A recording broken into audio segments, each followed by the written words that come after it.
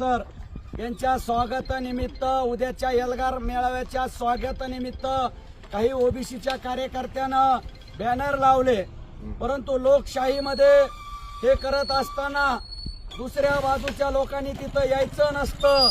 परंतु धडधडीत या बीड जिल्ह्यामध्ये जो प्रकार चाललाय, कुठे बॅनरवर कशा पद्धतीच्या चारोळ्या लिहिल्या जातात या ओबीसी बारक्या बारक्या बांधवाच्या विरोधात, तर कुठं आज आपण पाहतोय या ठिकाणी रात्रीच कुणीतरी मध्यरात्री येऊन काळं फासलंय। म्हणून आम्ही सर्व ओबीसी बांधव या ठिकाणी जमा होऊन त्या बॅनरचा दुग्ध अभिषेक केलाय। मला एवढंच सांगायचंय, ओबीसी समाज जोपर्यंत शांत आहे तोपर्यंत शांत आहे।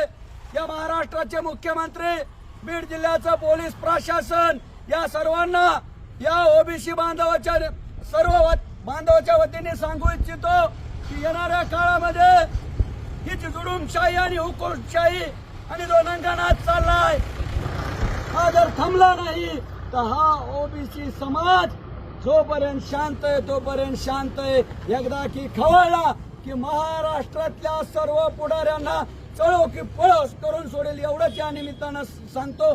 ओबीसी एकजुटीचा